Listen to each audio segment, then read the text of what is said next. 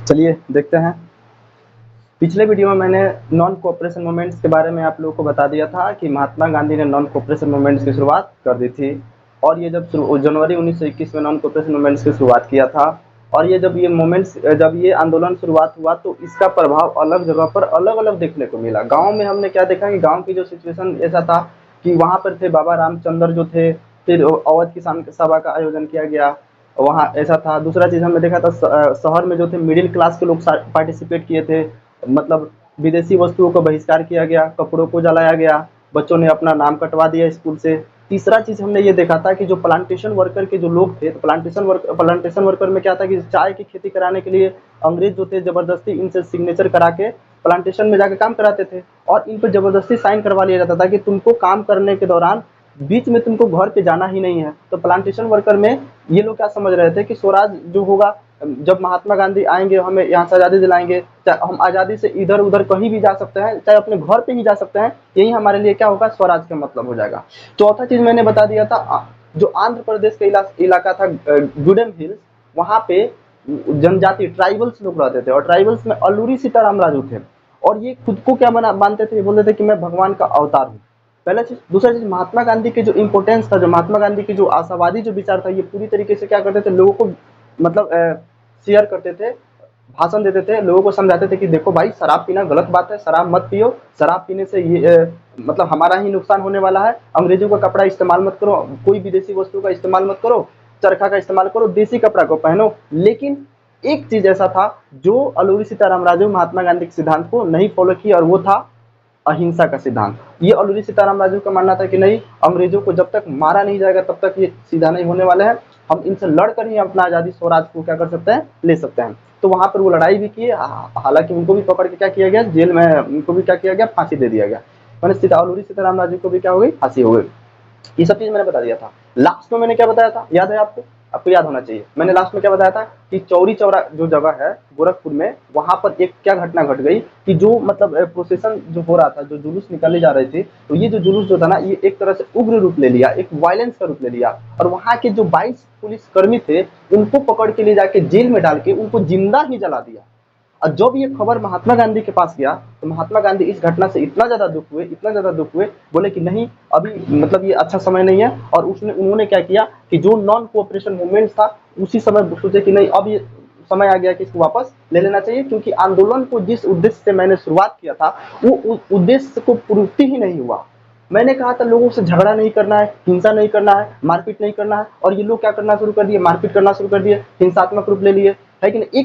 एक अच्छा जो मतलब एक शार्प माइंड का एक जो मतलब एक फोकस जो होना चाहिए, वो चीज इन लोगों में अभी नहीं है। तो महात्मा गांधी ने क्या विचार किया, 5 फरवरी 1922 को, मतलब 5 फरवरी 1922 को तो आपका चौरी चौरा कांड हुआ था। उसी फरवरी में Mahatma Gandhi has decided to withdraw non cooperation movements. उन्होंने क्या किया, नॉन कोऑपरेशन मूवमेंट्स को वापस लेने का क्या किया, फैसला ले लिया। इसका रीजन क्या था, what was the reason of this, what was the cause of this. इसका रीजन ये था वायलेंट। ये कह रहे थे कि हिंसा नहीं करना है, लेकिन इन लोगों ने क्या कर दिया, वायलेंट कर दिया, यानी लोग का जो रूप था एक हिंसात्मक रूप बदल गया। तो महात्मा गांधी को अंदर से दुख हुआ, बोला कि नहीं ये रूप ऐसा नहीं होना चाहिए था। मैं सत्याग्रह की बात कर रहा था, मुझे फिजिकल फोर्स की जरूरत नहीं है, मैं चाहता हूं कि मैं बिना फिजिकल फोर्स से ही मैं अंग्रेजों को क्या करूं, उसको धूल चटा दूं। तो ये वायलेंस का रूप ले लिया। दूसरा ये क्या बोले कि अभी लोगों को ट्रेनिंग करने की जरूरत है, बिना विदाउट प्रॉपर ट्रेनिंग के ये लोग मतलब आंदोलन जो कर रहे हैं ये अच्छा चीज नहीं है। आपको अगर किसी भी व्यक्ति को विदाउट प्रॉपर ट्रेनिंग अगर उसको लड़ने के लिए अगर बॉर्डर पर भेज दिया जाए तो क्या लगता है कि आप वो दुश्मन के सामने टिक पाएंगे, कोई भी व्यक्ति हो। क्यों? क्योंकि आपको लड़ने के लिए एक विदाउट एक मतलब बिना ट्रेनिंग के आप कैसे लड़ सकते हैं, क्योंकि जब आप ट्रेनिंग करके जाते हैं तो आपको सब कुछ बताया जाता है कि किस हथियार को किस सिचुएशन में कैसे इस्तेमाल करना है, कैसे खुद को जंगल में अपने आप को सर्वाइव करना है, हर चीज की एक ट्रेनिंग होती है। तो ये ट्रेनिंग इसी तरीके से आंदोलन का भी कुछ क्या होता है, रूल और रेगुलेशन होता है कि हमें इसको कैसे लेकर चलना है, कैसे हम सरकार से अपनी बात को मनवा सकते हैं। सरकार से बात मनवाने के लिए अगर आप आंदोलन कर रहे हैं तो ऐसे कीजिए कि जिससे सरकार चाह कर भी मतलब कुछ ऐसा ना उसको मतलब मिल जाए जिससे क्या करे वो दबा दे। आपके पास ये होना चाहिए कि चाह कर भी सरकार क्या कर सके, दबा ना सके। तो वही चाहता, इन लोग को ट्रेनिंग था ही नहीं, प्रॉपर ट्रेनिंग था ही नहीं, इन लोग का लक्ष्य उद्देश्य क्लियर भी नहीं था, जिसकी वजह से महात्मा गांधी ने सोचा कि ठीक है इस आंदोलन को वापस ले लेना ही उचित है। और दूसरा सबसे बड़ी रीजन ये थी कि अब जो कांग्रेस पार्टी के जो लीडर जो थे ना, कांग्रेस पार्टी के लीडर, यानी कि सम लीडर्स वर टायर्ड, मतलब ये आंदोलन करते करते करते, देखिए 1919 से ही शुरुआत है। देखिए महात्मा गांधी का चंपारण सत्याग्रह याद कीजिए, 1915 में आए थे महात्मा गांधी, कहाँ भारत में आए, अफ्रीका से 1915 में आए, ठीक है। फिर वहां से आपका देखा जाए चंपारण सत्याग्रह किए, चंपारण सत्याग्रह आपको याद होगा, अहमदाबाद सत्याग्रह किए, खेड़ा सत्याग्रह किया इन्होंने खेड़ा सत्याग्रह किया। अब ये इनका जो मूवमेंट्स था लगातार धीरे धीरे क्या हो रहा है, बढ़ते जा रहा है। अब यहाँ पे क्या हो रहा है कि इतना मतलब मूवमेंट्स हुआ, इतना ज्यादा आंदोलन हुआ, जिसकी वजह से कुछ लीडर्स जो थे, some leaders were tired of this, लेकिन इससे क्या हो गया, कुछ लीडर्स क्या हो गए, थक गए, बोले कि यार एक ही चीज को बार बार हम कर रहे हैं, हम लोग आंदोलन कर रहे हैं, अंग्रेज किसी ना किसी तरीके से दबा दे रहा है कि नहीं। हम कपड़ा जलवा दिए, हम आप बोले थे कि चलिए कोई बात नहीं कपड़ा जला दो, उनको बहिष्कार करो, हमने कपड़ा जलाकर अपने ही पैर पे कुल्हाड़ी मार दिया। कपड़ा जलाना नहीं चाहिए था। बहुत सारे विचारक का कहना था कि कपड़े का जलाना एक निष्ठुर बर्बादी ही है। तो ये सब चीज देखने को मिल रहा है। ये लोग कुछ थक गए हैं, कुछ लोग कह रहे हैं कि अगर अंग्रेजों से लड़ना है तो उनको उन्हीं के हथियार यानी उन्हीं के फील्ड में लड़ाओ। मतलब अगर उनसे मतलब उनको अगर धूल चटाना है ना, अगर उनको नीचा दिखाना है, नीचा दिखाने का इन द सेंस ये हुआ कि अगर उनको ये समझाना है कि भाई तुम गलत कर रहे हो, तो उनके ही तरीके को हम क्यों ना अपनाएं। तो उन्होंने क्या कहा कि जो इलेक्शन जो होता है, इलेक्शन, ये लोग क्या बोले कि जैसे 1919 के एक्ट के तहत वो लोग बोले कि इलेक्शन का जो है ना, हम इलेक्शन में भाग लेंगे। यानी जो प्रोविंशियल इलेक्शन होता है, प्रोविंशियल काउंसिल का इलेक्शन होता है, जैसे किस तरीके से आधुनिक समय में कैसे है, बिहार का इलेक्शन, यूपी का इलेक्शन, गांव का इलेक्शन होता है। तो उस समय का जो इलेक्शन जो हो रहा था ना, तो उसमें क्या था, ये लोग कह रहे थे भारतीय लोग कि हमें भी इसमें पार्टिसिपेट करना चाहिए।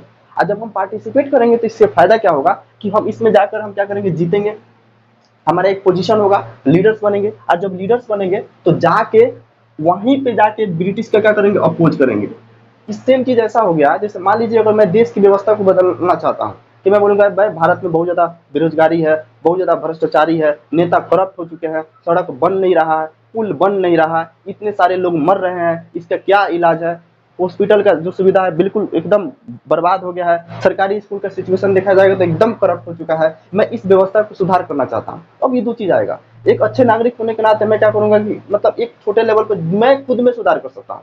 दूसरा क्या होता है कि मैं चाहता हूँ कि एक लार्ज स्केल पर सुधार हो, तो मुझे क्या करना पड़ेगा, उसके लिए मुझे एक ऐसे पोस्ट पे जाना पड़ेगा। जैसे मैं बोलूंगा कि मैं प्रधानमंत्री बन सकता हूँ, आईएएस ऑफिसर बन सकता हूँ, कुछ बन सकता हूँ। एक एलिजिबल पोस्ट पे जाकर मैं क्या करूंगा कि मेरे पास एक पावर आएगा, और उस पावर को गेन करने के बाद मैं क्या करूंगा, इस व्यवस्था में सुधार कर सकता हूँ। जैसे गांव की अगर व्यवस्था को सुधार करने के लिए क्या होता है, मुखिया होता है। देश की पूरी व्यवस्था सुधार करने के लिए कौन होता है, पीएम होता है। तो ये लोग इलेक्शन की बात किया जा रहा है, तो इलेक्शन को इन द सेंस ये समझना है, ये लोग सोच रहे थे कि अगर हम लोग इलेक्शन में भाग लेंगे, तो इलेक्शन में भाग लेंगे तो कहीं ना कहीं हम लोग इसमें जीतेंगे। और जीतने के बाद हम लोग क्या होगा कि हम जाएंगे तो एक हमारा तो पोस्ट रहेगा ना, तब ना ब्रिटिश से कहेंगे, अंग्रेजों से कहेंगे तुम जो कर रहे हो गलत कर रहे हो, तुमको ऐसा नहीं करना चाहिए था। अगर मान लीजिए कोई पुलिस मुझसे घूस लेता है, मैं बोलूंगा नहीं आप मुझसे घूस नहीं ले सकते हैं, बोलेगा तुम मुझे सिखाएगा, ऐसा नहीं कर सकता। मान लीजिए उतना लेवल पे मैं नहीं बोल पा रहा हूँ, लेकिन वही अगर मैं एक बड़ा लेवल पे चला जाता हूँ, पुलिस से बड़ा लेवल पे चला जाऊंगा, तो अब उसमें क्या उसको मैं डांट फटकार सकता हूँ। तो यहाँ चीज ये है कि ये लोग कह रहे हैं कि अगर उन्हीं की व्यवस्था में अगर हम जाएंगे तो क्या करेंगे, उन्हीं का अपोज करेंगे, ब्रिटिशर्स का क्या करेंगे, अपोज करेंगे, विरोध करेंगे कि नहीं तुम जो कर रहे हो गलत कर रहे हो। एक अच्छे तरीके से एक लीगल ये तरीका होगा। दूसरा क्या करेंगे, सुधार करने के लिए बोलेंगे। क्यों, हम लोग के पास पावर रहेगा। ये बोले इलेक्शन में जाएंगे तो हमारे पास पावर रहेगा, तो अब बोलेंगे चलो कोई बात नहीं सुधार करेंगे। गांव का सड़क खराब है, मैं नहीं बनवा सकता हूँ, लेकिन मैं बोलूंगा नहीं मुझे मुखिया बन जाने तो मैं गांव का सड़क पूरा ठीक करवा दूंगा। लेकिन मुखिया बन जाऊंगा 5 साल में लूट के क्या करेंगे, अपना घर महल सब बना लिए। तो ऐसा चीज होता है, करप्शन का बात किया जाता है। तो ये लोग ये कह रहे हैं कि हम लोग सुधार करेंगे इलेक्शन के थ्रू जाके। तीसरा क्या कर रहे हैं कि ये बता सके कि तुम लोग का जो व्यवस्था है डेमोक्रेटिक नहीं है। डेमोक्रेटिक क्या होता है, जिसमें एक प्रॉपर तरीके से इलेक्शन होता है, और इलेक्शन में सभी उम्र के लोग क्या करते हैं, मतलब 18+ क्या करते हैं, मतलब भाग लेंगे, और उसका एक तरीका होता है, डेमोक्रेटिक होता है। लेकिन ये लोग बताना चाहते थे कि ब्रिटिशर्स तुम लोग का जो व्यवस्था है ना, ये एक डेमोक्रेटिक नहीं है। लेकिन ये बताएंगे तो ब्रिटिशर्स तो कोई सुन ही नहीं रहा। अभी कह रहा है कि नहीं हम लोग जब इलेक्शन में भाग लेकर जब उस लेवल पर जाएंगे तो हम ब्रिटिशर्स को बता देंगे कि तुम लोगों का जो व्यवस्था है वो डेमोक्रेटिक नहीं है। तो 3 चीजें याद रखना पड़ेगा कि ये लोग इलेक्शन में भाग क्यों लेना चाहते थे। पहला इसलिए भाग लेना चाहते थे कि ताकि ये ब्रिटिशर्स का क्या कर सके, अपोज कर सके, इसका क्या कर सके, विरोध कर सके। दूसरा क्या करना चाहते थे, ताकि ये व्यवस्था को क्या कर सके, सुधार कर सके। जो भी उस समय की जो तत्कालीन जो राजनीतिक व्यवस्था चल रही थी, आप अभी कहाँ है, आप 1922-23 में है। आप अपने दिमाग अपने माइंड सेट को अभी जो है अभी मत रखिए, वहां पे लेके जाकर सोचिए कि हाँ उस समय में वहां के लोगों का सिचुएशन कैसा रहा होगा, क्या उस समय की तत्कालीन परिस्थिति रही होगी। तो उस समय ले जाकर सोचना है। तो उस समय की जो समस्या होगा उसमें हम क्या करेंगे, सुधार करेंगे। और तीसरा ये कहेंगे कि नहीं, ये जो एक डेमोक्रेटिक जो होना चाहिए, एक लोकतांत्रिक जो ढांचा होना चाहिए, ये तुम लोग का एक लोकतांत्रिक ढांचा नहीं है, इसलिए हम इस व्यवस्था को सुधार करने के लिए इलेक्शन में भाग लेंगे। आप लोग को ये पॉइंट तक यहाँ तक क्लियर हो गया। तो चलिए अब आगे समझते हैं। तो जब ये सब चीज बातें चल रही थी तो कुछ लोग कह रहे थे इलेक्शन के माध्यम से जाना है, अब कुछ लोग कह रहे हैं कि नहीं भाई, अंग्रेजों से लड़ने के लिए हम इलेक्शन के माध्यम से क्यों जाए, अभी सीधे मतलब नहीं तो तुरंत हम क्या करेंगे, इसका हम तुरंत हम फैसला चाहते हैं। तो कुछ लोग ऐसा होता है जीवन में, बहुत लोग ऐसा होता है जीवन में कि वो चाहेगा कि नहीं रातों रात क्या हो जाए, बदलाव आ जाए। कुछ लोग चाहता है कि नहीं बदलाव तो होना ही चाहिए, लेकिन ये बदलाव बिल्कुल क्या हो, धीरे धीरे हो। तो कुछ ऐसे थे इसी मतलब पार्टी में, ये लोग क्या किए, इन्होंने स्वराज पार्टी का गठन कर दिया। पार्टी क्या नाम बताया, स्वराज पार्टी। स्वराज पार्टी किसने बनाया था, सी आर दास और मोतीलाल नेहरू। सी आर दास का ये चित्तरंजन दास, इनका पूरा नाम क्या है, चित्तरंजन दास।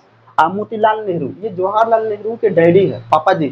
तो ये दोनों मिलकर कौन पार्टी बनाए, स्वराज पार्टी। क्यों बनाए, क्योंकि ये बोल रहे थे कि हम इलेक्शन में क्या करेंगे, पार्टिसिपेट करेंगे। किस तरीके से आज बीजेपी है, कांग्रेस है, देखिए कांग्रेस उसी समय का पार्टी, अभी तक समझिए कि अभी भी उसका अवशेष समझिए बचा हुआ है। राहुल गांधी का ही मतलब समझिए कि ये चीज है।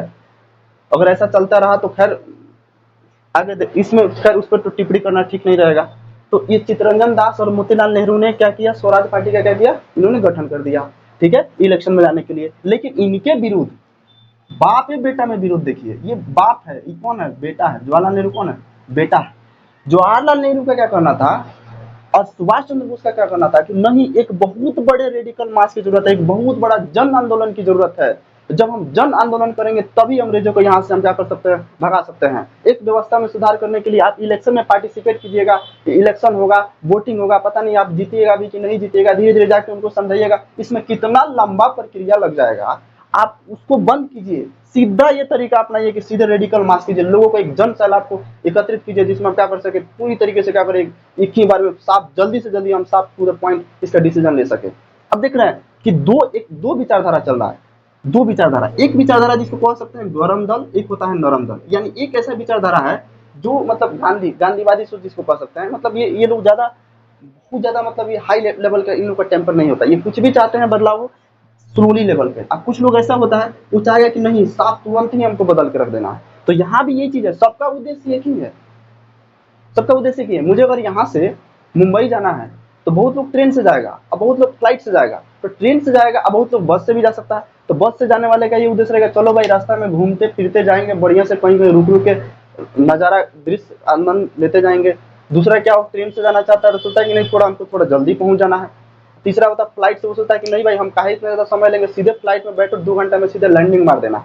तो वही चीज यहाँ पर भी है, विचारधारा का भी है, बदलाव का भी है। तो यहाँ भी अलग अलग विचारधारा यहाँ पे क्या हो रहा है, चल रहा है। तो यहाँ तक आप लोगों को समझ में आ गया, टुवर्ड सिविल डिसोबीडियंस से यहाँ से लेकर यहाँ तक समझ में आ गया। अब इन सब चीज करने के लिए महात्मा गांधी ने सिविल डिसोबीडियंस क्या होता है, मतलब कह सकते हैं सविनय अवज्ञा आंदोलन। ये हमारा जो मेन टॉपिक है, सविनय अवज्ञा आंदोलन हम लोग पढ़ रहे हैं। सविनय अवज्ञा, स्व मतलब होता है साथ, विनय का मतलब होता है मतलब एक विनय के साथ, प्रेम के साथ।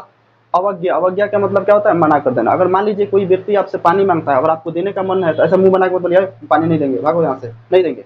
तो ये एक तरीका हो गया। दूसरा तरीका, मान लीजिए आप पानी नहीं देना चाहते, आपका तबीयत ठीक नहीं है, चाहे आप पानी देने की स्थिति में नहीं है, तो आप हाथ जोड़ सकते हैं कि सुनिए ना, देखिए ना, हम आपको पानी नहीं दे सकते हैं, मेरा तबीयत ठीक नहीं है, मैं देने की स्थिति में नहीं हूँ, अगर कृपया करके आप किसी और से मांग सकते हैं तो मांग लीजिए। ये अवस्था क्या है, सविनय अवज्ञा, सिविल डिसोबीडियंस। एंड डिसोबीडियंस तो करना है, लेकिन एक मतलब एक अच्छे तरीके से, मतलब एक सविनय के साथ, यानी विनय के साथ, प्रेम के साथ मतलब करना है। तो यही महात्मा गांधी का क्या है, सविनय अवज्ञा आंदोलन।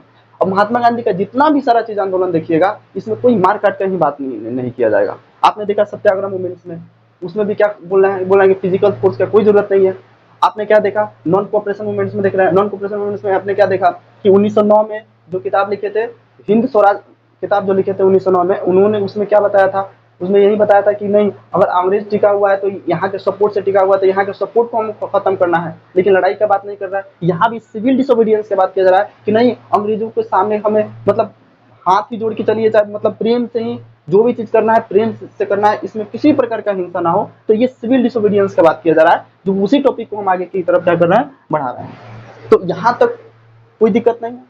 अब देखिए, जब इतनी सारी चीजें हो जाती है, यहाँ तक जब इतना सारा चीज हो गया, अब भारतीय पॉलिटिक्स में एक और चीज बदलाव देखने को मिलता है इसी समय में। मतलब इंडियन पॉलिटिक्स में दो ऐसा चीज घटनाएं घट गई जो इसका सूरत ही बदल कर रख दिया।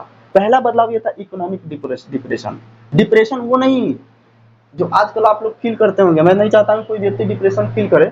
डिप्रेशन, तनाव या चिंता जो होता है वो तो होता ही है। अब मैं नहीं चाहता कोई व्यक्ति डिप्रेशन फील करे, है कि नहीं। तो डिप्रेशन का मतलब क्या होता है, यहाँ का मतलब हो गया मंदी।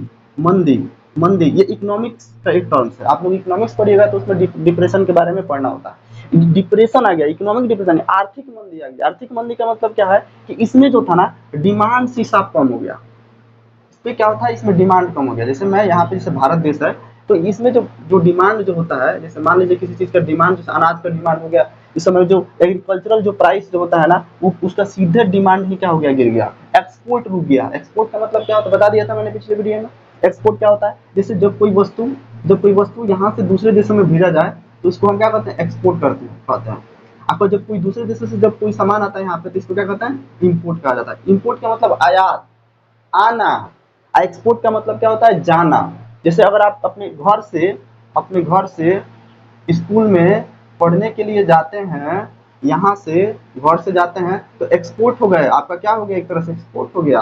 अगर मान लो स्कूल से आप घर आते हैं तो क्या हो गया, इम्पोर्ट हो गया। तो वही चीज यहाँ पे है कि यहाँ पे जो एक्सपोर्ट का जो रेट था ना, यानी जो वस्तु जो विदेश में जो बेचा जाना था, ये क्या हो गया, इसका रेट ही गिर गया। क्यों गिर गया, याद रखिएगा। इस समय में 1900, ये बात चल रहा है 1900 लगभग 26 से 30 का ये दशक का बात चल रहा है। इस समय में पूरा जो विश्व था धीरे धीरे अपने अपने मतलब लेवल पे खड़ा भी होना शुरू हो गया था। और तीसरा चीज था कि इंग्लैंड और ब्रिटेन वगैरह सब देशों में क्या हुआ था कि इस समय में जो भी मतलब जो इम्पोर्ट जो होता था, जो यहाँ से एक्सपोर्ट होता था, इसको रोक लगा दिया गया था। तो क्या हुआ कि एक्सपोर्ट तब होगा ही नहीं। अब कोई वस्तु है यहाँ पे, मैंने बहुत सारा सपोज कीजिए कि 100% वस्तु का उत्पादन किया। मैंने ये दिमाग में रखा कि जो 100% वस्तु का जो उत्पादन हो रहा है, मैं इसको इसमें से 80% कहाँ बेचना है, मुझे बाहर बेचना है। अब पता चला कि 80% वाला बाहर खरीदा ही नहीं, तो 100% तो आपको देश में ही बेचना पड़ेगा। लेकिन पता चला कि देश की आबादी उतना है ही नहीं, इसका वैल्यू तो गिर ही जाएगा। अब वैल्यू अब जितने में ये लोग उगाए थे उसका कम ही वैल्यू में क्या करना पड़ा, बेचना पड़ा। कभी कभी आप लोग देखते हैं कि यहाँ टमाटर 2 रुपया 3 रुपये किलो बिका जाता है। क्यों क्यों इसका मतलब डिप्रेशन, मंदी आ गया, क्योंकि अब उसका कोई वैल्यू ही नहीं रहा। तो यहाँ पर भी एक तरह से इकोनॉमिक डिप्रेशन देखने को मिला। वस्तु का डिमांड पूरी तरीके से खत्म हो गया, एक्सपोर्ट लेवल रुक गया, एग्रीकल्चरल प्राइस जो होता था वो पूरी तरीके से क्या हो गया, इफेक्ट हो गया। और 1926 से शुरुआत हुआ और 30 तक जाते जाते पूरी तरीके से धाराशायी हो गया। कोलैप्स का मतलब क्या होता है, पूरी तरीके से तितर बितर हो जाना, धाराशायी हो गया। ठीक है, सेल मतलब कोई मतलब बिक्री पर साफ रोक लग गया। और रेवेन्यू इन लोगों को हो ही नहीं रहा, यानी जो किसानों की जो रेवेन्यू हुआ था, जिन्होंने मान लीजिए सपोज कीजिए किसी ने 1000 रुपये लगाया है कृषि करने के लिए, 1000 रुपये लगा दिया है। अब पता चला कि जब ये बेच रहा है तो इसको 500 रुपया में ही बेचना पड़ा। बेचारा को तो 500 रुपया का तो धक्का लग गया, 500 रुपया का नुकसान हुआ कि नहीं हुआ। तो इनको क्या हो गया, 500 रुपया का हो गया नुकसान। तो इसी को कहा गया इकोनॉमिक डिप्रेशन कहा गया। और जब इकोनॉमिक डिप्रेशन आती है तो और एक बड़ी समस्या उभर के सामने आने लगती है। पूरा देश एक टर्मोइल की सिचुएशन में चल गया, उथल पुथल की स्थिति में चल गई। अब कुछ समझ में नहीं आ रहा था कि करना क्या है। अब इस कहानी को थोड़ा सा हम आगे देखते हैं।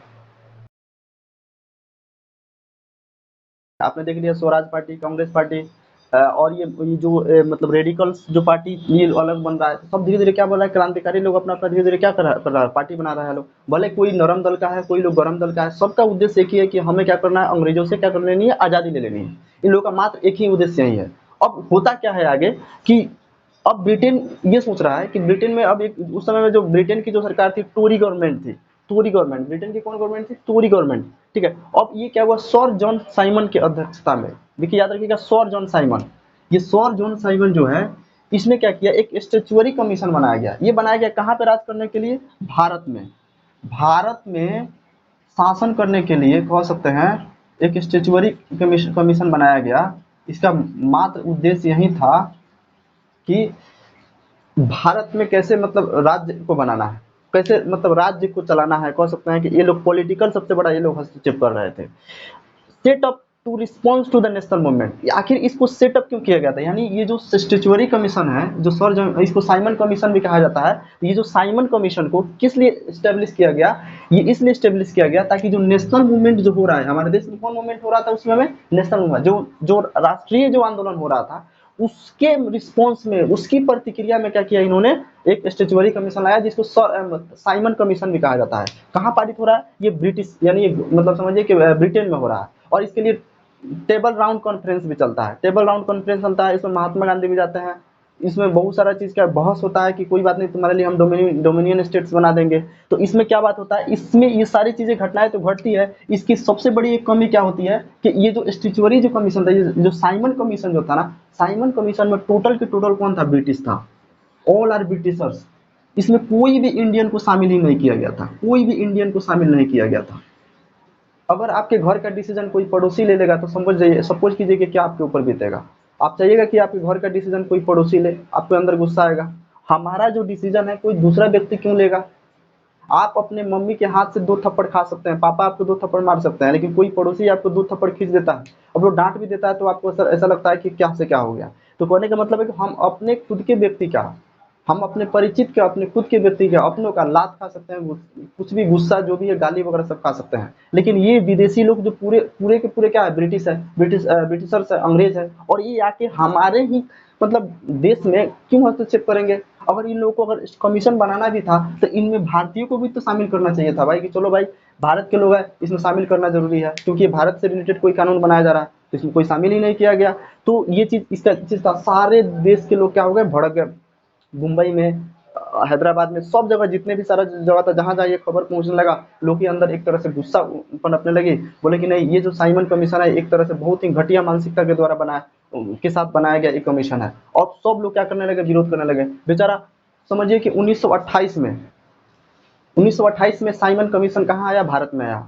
भारत में आया तो इन लोगों को अंदर से था कि चलो कोई बात नहीं, सब चीज को हम धीरे धीरे क्या करेंगे, संभाल लेंगे। तो आया तो यहाँ पे क्या नारा लगाया गया, आम खाओ पकौड़ी खाओ, साइमन कमीशन वापस जाओ। आम खाओ पकौड़ी खाओ, साइमन कमीशन वापस जाओ। मतलब कहने का मतलब है कि भाई तुम अगर हमारे देश में आए हो, मेहमानों की भांति आए हो, तो चलो भाई, मेहमान जो है भगवान के बराबर होता है, तो तुम आम खा लो, पकौड़ी खाओ, ये सब तो ठीक है। लेकिन ये जो तुम कर रहे हो, ये जहाँ पे इंडियन को कोई भी शामिल नहीं किया गया है, ये जो तुम बना रहे हो, ये बिल्कुल गलत कर रहे हो, तुमको वापस जाना है। तो गो बैक साइमन, किस चीज का नारा लगाया गया, गो बैक साइमन। मतलब इसमें लोग क्या करने लगे, जो कागज पे जो होता है लिख कर, जो होता है लिख कर उसमें क्या किया जाता है, रिप्रेजेंटेशन किया जाता है कि हाँ, go back Simon, go back Simon, go back Simon, Simon commission वापस जाओ, साइमन कमीशन वापस जाए। इसी में लाठीचार्ज भी हो गया। तो लाठीचार्ज हो गया तो ये भी बहुत बड़ा हिंसात्मक रूप ले लिया था।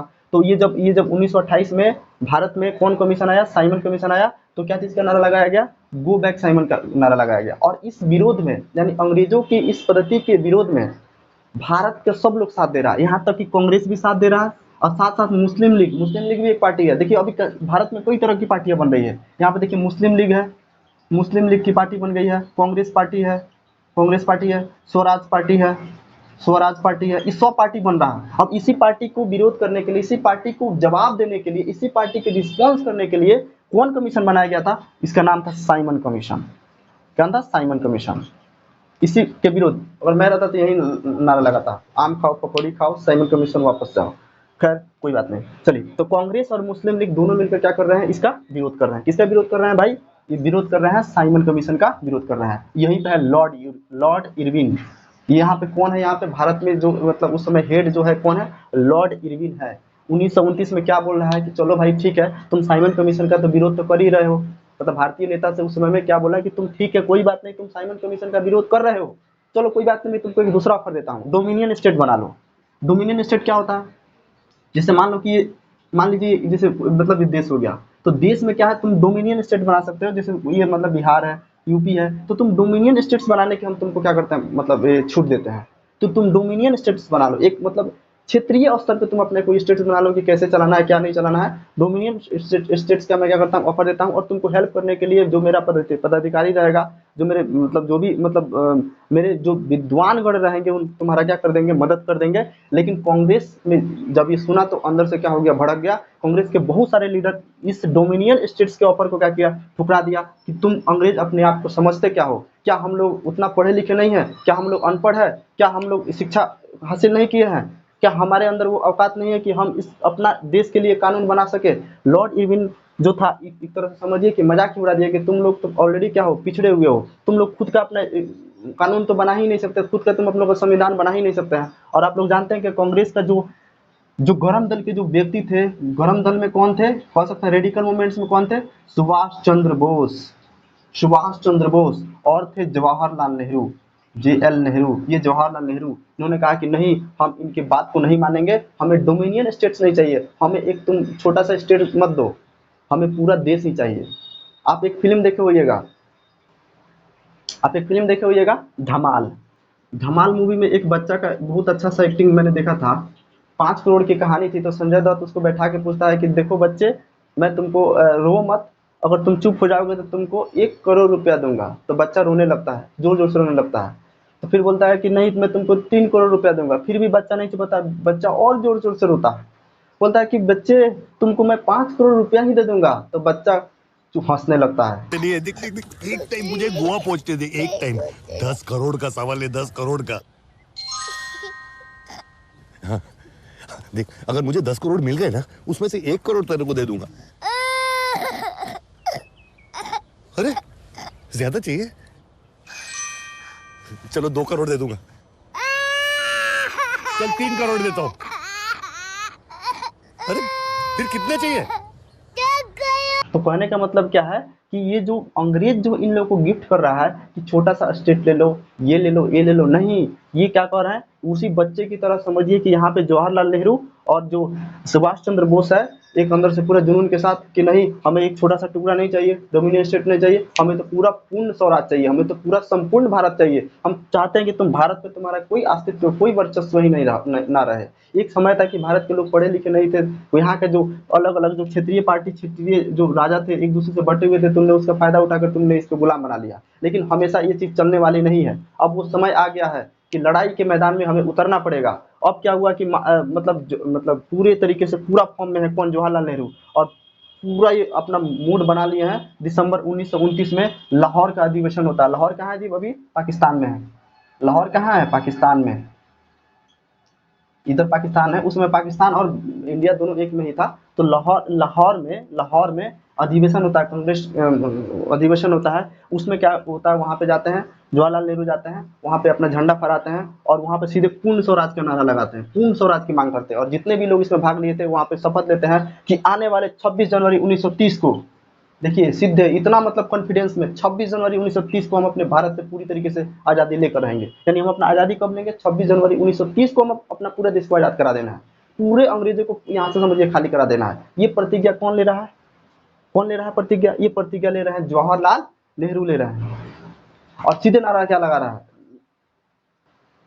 यहाँ पर सीधे अपना झंडा फहरा रहे हैं, झंडा फहरा रहे हैं, झंडा फहरा दिए अपना इंडिया झंडा। यहाँ पे क्या किया इन्होंने? फहरा दिया। जवाहरलाल नेहरू ने जाके यहाँ पे झंडा फहरा दिया। और समझिए कि अंग्रेजों की नीति जो भी था, एक तरह से समझिए कि उन्होंने अपना दिखा दिया कि नहीं, अब वो दिन दूर नहीं है कि आने वाले 26 जनवरी 1930 को हम क्या करेंगे, पूर्ण रूप से क्या करेंगे, आज़ादी लेंगे, अंग्रेजों की आंखों में धूल दिखाकर। और नेहरू जी ने झंडा फहरा दिया लाहौर में जाकर। खैर कोई बात नहीं। तो यहाँ तक हम लोग समझ चुके हैं इस टॉपिक को। आई थिंक आपको समझ में आया होगा। अगर अब मैं सोच रहा हूँ कि इसको फिर से मैं अपनी ही भाषा में एक बार अच्छा से एक पूरे कहानी को एक बंधन में बांध देता हूँ, एक बंधन में बांध दूंगा, ताकि आपको फिर सिचुएशन को समझना और क्या हो जाएगा, आसान हो जाएगा। मैंने आपको पढ़ाया कि नॉन कोऑपरेशन मूवमेंट्स को महात्मा गांधी ने क्या किया, वापस ले लिया था। चौरी चौरा जो हत्याकांड हुआ था, जिसकी वजह से इन्होंने सोचा कि नहीं ठीक नहीं है, लोग प्रॉपर उनका अभी ट्रेनिंग का जरूरत है, शिक्षा का जरूरत है।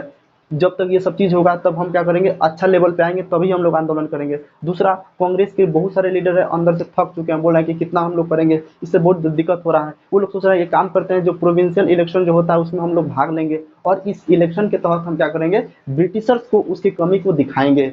क्या दिखाएंगे? कमी में दिखाएंगे, उनको दिखाएंगे कि तुम्हारा जो व्यवस्था है गलत है, तुम लोग डेमोक्रेटिक्स नहीं हो, तुम्हारा जो पूरी तरीके से व्यवस्था एक तरह से समझो अस्त व्यस्त है, उसमें सुधार की बात करेंगे। दूसरा एक ग्रुप ये कह रहा है कि नहीं भाई, और हमें इसके लिए हमें कोई पार्टी बनाने की जरूरत नहीं, हमें एक रेडिकल मूवमेंट्स करना है, एक मास मूवमेंट्स करना है। और मास मूवमेंट्स में कौन है? सुभाष चंद्र बोस है, जवाहरलाल नेहरू है। जबकि नरम दल में अगर देखा जाए तो स्वराज पार्टी का चित्तरंजन दास, मोतीलाल नेहरू है। ये लोग ये सोच रहे हैं, ये लोग का अलग विचारधारा है। फिर आगे क्या होता है, एक और दिक्कत क्या होता है कि भारत में डिप्रेशन आ जाती है। डिप्रेशन का मतलब होता है इकोनॉमिक डिप्रेशन आ जाती है, आर्थिक मंदी आ जाती है, जिसमें जो भी किसान थे यहाँ पे, उन लोगों की कमर पूरी तरीके से क्या होती है, टूट जाती है। अब वो क्या होता है कि जब एग्रीकल्चर प्राइस पूरी तरीके से नीचे गिर जाता है, सिचुएशन खराब हो जाता है, रेवेन्यू ये लोग पेड नहीं कर पाते हैं, फिर से क्या होता है गरीबी की तरह एक तरह से देखने को फिर सिचुएशन पैदा हो जाती है। तीसरा क्या होता है, ब्रिटिशर्स ये सब देख रहा है कि जितने भी भारतीय लोग हैं, ये जितने भारतीय क्रांतिकारी अपना एक नियम अपना दल बना रहा है, अपना इस दल को मतलब टैकल करने के लिए,